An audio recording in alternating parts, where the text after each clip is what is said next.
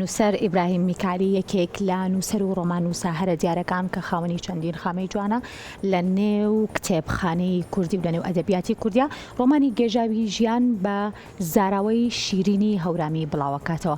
دیارە لە کاتی بڵاوکردنەوەی ئەم کتێب و ئەم ڕۆمانەیە بەڕێز دوکتۆر دڵشاد مستەفا خوێندنەوە بۆ ڕۆمانەکە کات و ڕۆمانەکە لە نێو بڵین ئامادەبوونی بەشێک لە نووسەران و لە ئەدیبان و لە کەسایەتیە دیارەکان خوێندنەوەی بۆ کراو بڵاو کرایەوە.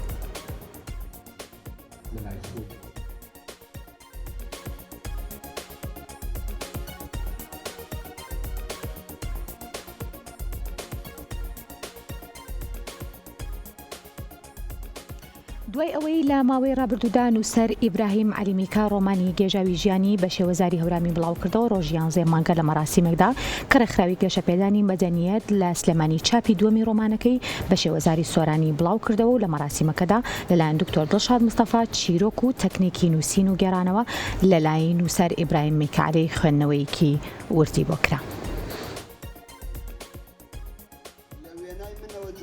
ئەو گوندە شێوازی ژیان لەو گوندە هەلومەرجی ژیان لە گوندەکە لە دواییە گشتگیریان کرد بۆ ڕوانی لە جۆرێک لە بنیادی جێڕانەوە کە ناویان جێڕەرەوەی ڕۆنگەم چەمکانە تۆزە قورس بن کە بە سادەی قسەیان لەسەراکەی چکە پێویستی بەوەیە تۆزێک پێشەمە شتێک بەخێراتنتانەکەم و سوپاس بۆەوەی کە دیدارەکەتان بەسەر کردوێتەوە. ئارۆ ڕۆمانێەوە مشناسیۆ بە وینەرا و بووانە شار و سلێمانی بە نامەی ڕۆمان و گێژاوی ژیان.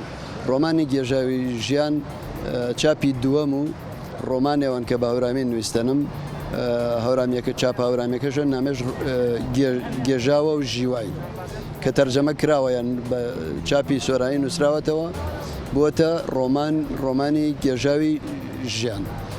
ئەم ڕۆمانە باز لە پێشهاتێک یا ڕووداوێک یا سەردەمێکە کاکە نزیکەی 85 ساڵ لەمەوە پێش لە کۆمەڵگەی کوردیا ڕوویداوە. من هاتووم